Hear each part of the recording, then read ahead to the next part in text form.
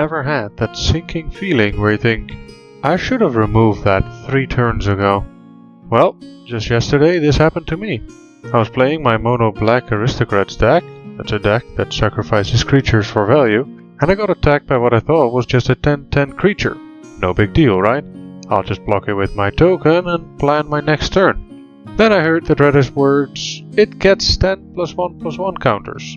I looked over and saw a Coiled Great Worm on his battlefield, a card that gives all his creatures +1/+1 counters equal to the combat damage they deal. Suddenly I wasn't staring down a 10/10 anymore, I was looking at a 20/20 vigilance creature that could attack next turn. If I'd just paid a little more attention earlier, I could have spotted this threat and saved myself from a nightmare scenario. I'm here at the Deck Foundry to help you avoid these moments. Today we're going to talk about how to spot threats at the commander table before they become game-ending problems. I myself have struggled with this on countless occasions, but when I first started playing I was playing against this Yuriko deck and my beginner brain thought, that doesn't sound too dangerous. Until I found out that you draw the card that she flips and you deal damage for the card that she flips. So yes, it was a threat and I found out way too late. But here's the thing. Threat assessment is probably the most important skill you can develop as a commander player. It doesn't matter if you have the most expensive card or the perfect mana curve. If you can't identify what's actually dangerous on the battlefield, you're going to struggle. But here's the good news. Once you know what to look for, it becomes second nature. You'll start seeing patterns, recognizing danger signs, and making much better decisions when you use your removal spells. And trust me, your playgroup will know the difference. So, what exactly counts as a threat? Let me break this down into 4 categories that cover pretty much everything you'll encounter. Category 1. Game-winning cards. These are cards that can literally end the game on their own. Think Laboratory Maniac. That's a creature that lets you win if you try to draw a card with an empty library. Or maybe it's a 40/40 Trampler that's about to swing at your face. The good news? These are actually the easiest threats to spot, because everyone at the table is already talking about them. When someone plays their win condition, it tends to get attention fast. Then we have Category 2. Overwhelming board presence.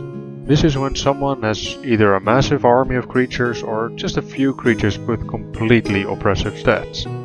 Picture this. Your opponent has been quietly building up a bunch of 1/1 tokens and they drop Crater Hoof Behemoth. Suddenly those harmless little tokens become an army of massive trampling creatures that can kill the entire table. Then Category 3. Lock pieces.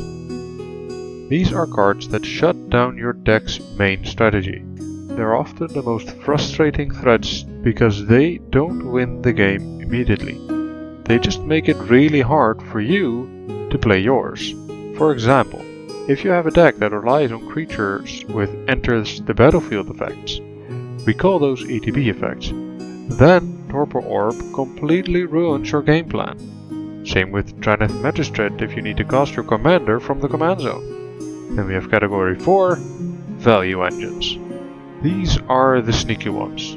Cards like Risky Study, Smothering Tide or Tireless Provisioner don't look immediately threatening, but they generate a repeatable advantage every single turn. If left alone, these cards will bury you in a card advantage or mana advantage. The player with Risky Study might draw 3 extra cards per turn cycle. Suddenly they have answers to everything while you're struggling to keep up. Now, let's talk about how to actually spot these threats in a real game. Know what to remove right now. Not every good card is a threat to you right now. This is huge. I see new players waste removal on cards that aren't actually hurting them. Ask yourself 3 questions. Can it win the game immediately? Will it stop my deck from functioning? Or will it generate enough value to put them far ahead? If the answer is yes to any of these, it's worth prioritizing for removal. Let's take that 10/10 from earlier that attacked me and became a 20/20 creature. If I made a deal with that player, saying that he wouldn't attack me with that same creature for the next 2 turns, it suddenly isn't that much of a threat anymore, and I don't have to use my removal yet. And then I can use it on something else. Well, another common mistake I see is running too little interaction, or only running one type. A balanced starting point is 1 or 2 board wipes when things get out of hand, 6 to 8 spot removal spells, those are your instants and sorcery effects that remove single threats efficiently, and 4 to 5 static interaction pieces, permanents that disrupt your opponents just by existing. Cards like Elish Norn grant Cenobite, which gives your creatures +2/+2 and your opponent's creatures -2/-2. That's interaction that works even when it's not your turn. If your deck relies heavily on key creatures or permanents, consider running even more, up to 15 total interaction cards, leading into instants and counterspells, so you can answer threats without risking your own board. Here's something that might surprise you. Threats can actually be political tools. Sometimes a threat is hurting your opponents way more than it's hurting you. When that happens, you have options. You can make a deal with the player who's getting hurt the most, promise to remove the threat later in exchange for a few safe turns now. Or you can let someone spend their removal first, saving yours for when it really matters to you. Remember, Commander is as much about reading the people at your table as it is about reading the cards. Sometimes the smartest play is not acting immediately. Not too long ago, I had a game where 2 of my opponents were actually killing each other because I wasn't removing their biggest threats. And this gave me enough time to actually come back from the board wipe that was played not too long ago and win that game. And hey, if you're feeling overwhelmed by all this, that's totally normal. Every experienced player has been exactly where you are right now.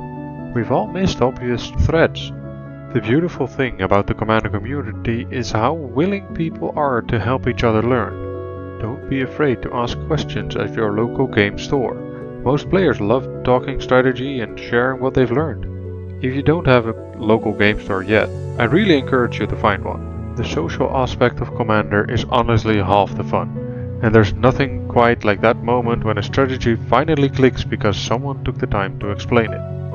You can also find amazing communities online, Reddit, Discord servers, even right here in the Deck Foundry comment section. We're all here because we love this game and want to see each other succeed. So, spotting threats early and knowing when or when not to remove them will make you a much stronger and more confident player. The more you practice looking for win conditions, value engines and lock pieces, the easier it becomes to spot them before it's too late. Trust me, there's no better feeling than stopping someone win a game because you saw their combo coming 3 turns ahead. So, here's what I want you to do. In your next Commander game, try focusing on just one of these threats. Maybe spend the whole game really paying attention to value engines or keeping an eye out for lock pieces. Don't worry about being perfect, just start building that awareness. I'd love to hear about your experiences in the comments. What's the biggest threat you almost missed? Or maybe you have a success story about spotting someone early and saving the game.